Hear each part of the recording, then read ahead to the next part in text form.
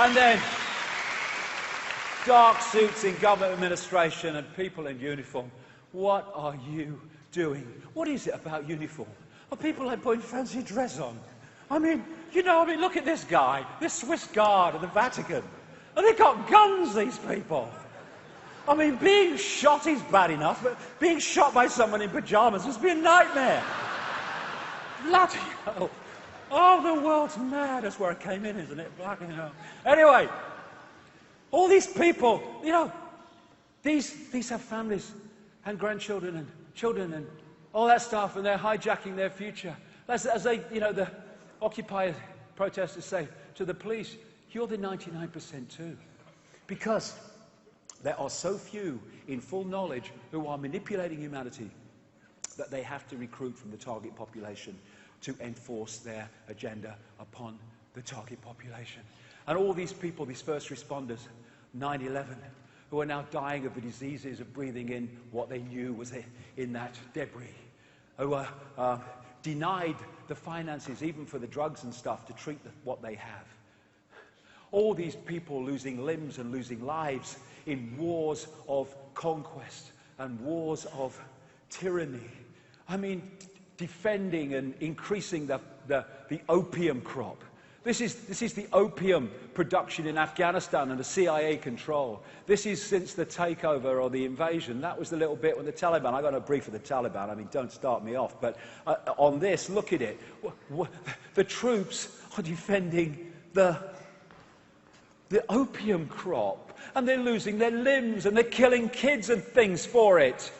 Bertrand Russell said, many a man will have the courage. It's a funny thing, this, physical courage and moral courage. So often people find physical courage easier. Many a man will have the courage to die gallantly, but will not have the courage to say or even think that the cause for which he is asked to die is an unworthy one. It's about time they did.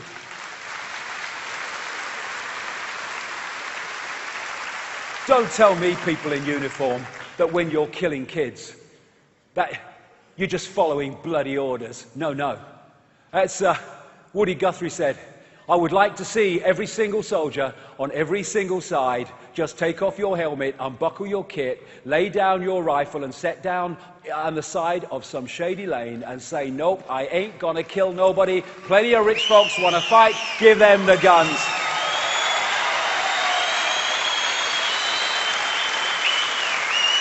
Come on, people in uniform. Put down your weapons. You're fighting for a system that is designed to destroy your freedom and your family's freedom. Put your guns down. For goodness sake.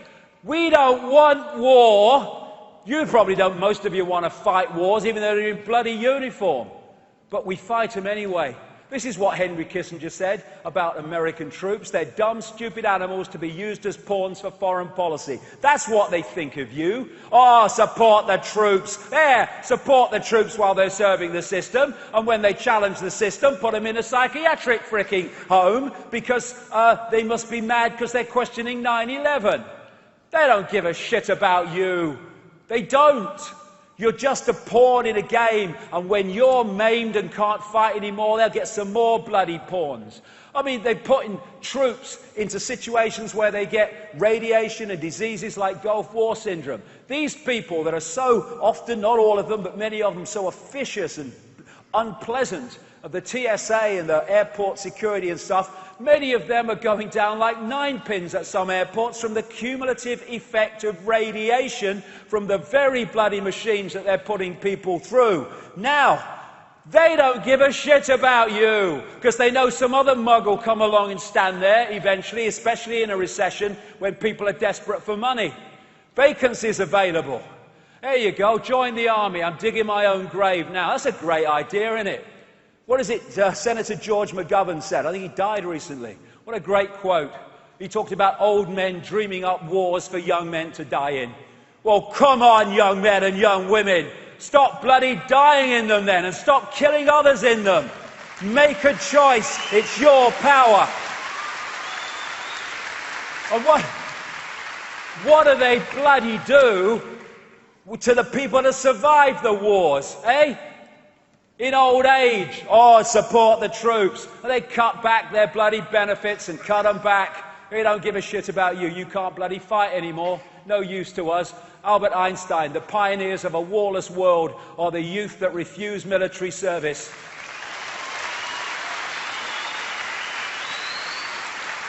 And the older people that support them in that aim.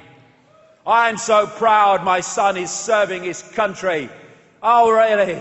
You're proud that he's serving his bloody country in the way of putting himself in danger and killing bloody others. Oh, God, that's something to be proud of, Dad. The draft is coming. I want you for the US Army and all this stuff. Bollocks, we ain't doing it. Okay, we're having a draft. Everyone in the army, bugger off. We're not doing it. Where's their power? Their power is in our acquiescence to their demands. Enough! These are wonderful people.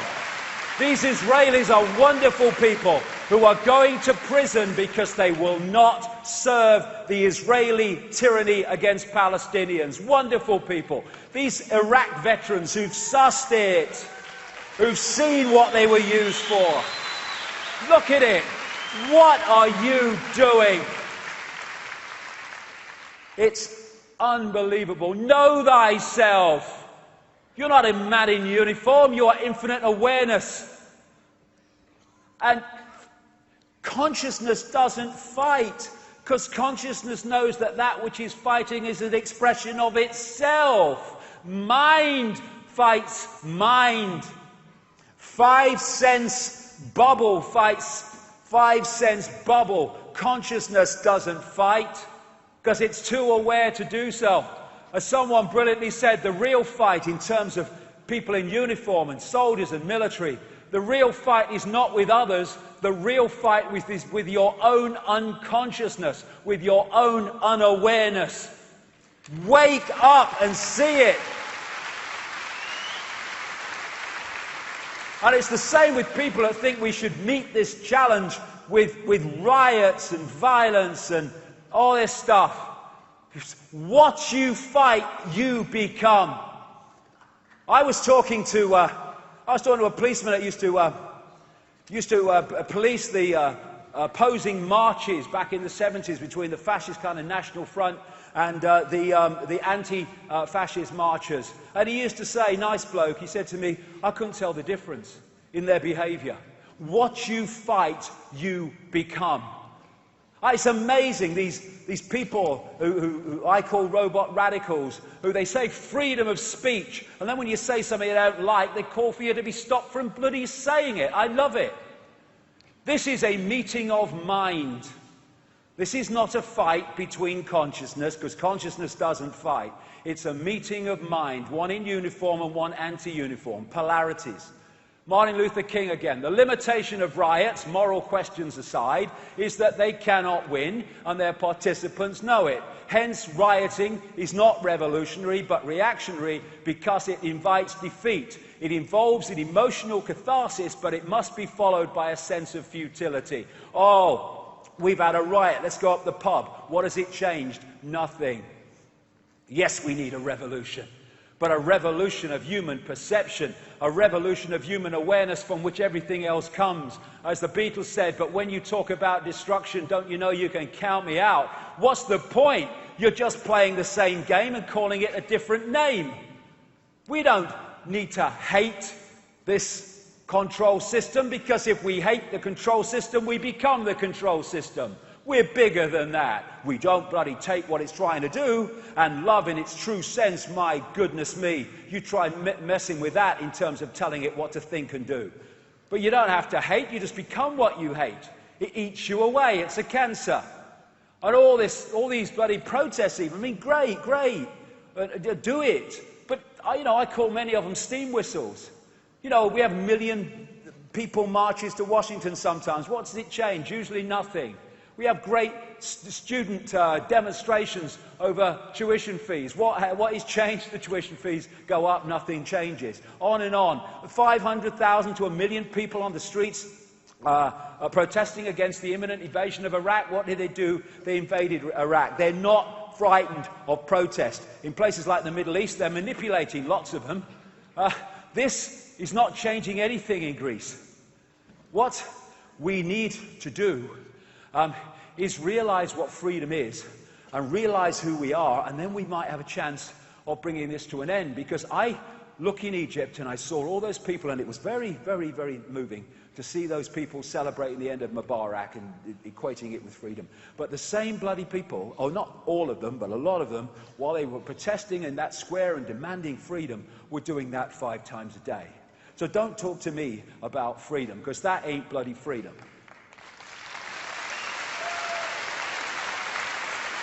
What they're terrified of is not protest, but in us coming together, no matter what race, no matter what religion or no religion, no matter what income bracket, and healing the fault lines, the manufactured fault lines of divide and rule. That's what they're terrified of, because they have to divide and rule us, because together it's a fly on an elephant's back that we're dealing with here. Injustice anywhere is a threat to justice everywhere. Part of that coming together is that someone else's injustice is our injustice. If we only think injustice is worth challenging when it's something that affects us, we are allowing that cancer of injustice to grow and grow and grow, and eventually it will knock on our door. As Pastor Nehemiah said, first they came for the Jews, and I was not a Jew, so I did nothing. Then they came for the communists. I was not a communist, so I did nothing. Then they came for the trade unionists. I was not a trade unionist. I did nothing. Then they came for me, and there was no one left to speak out for me.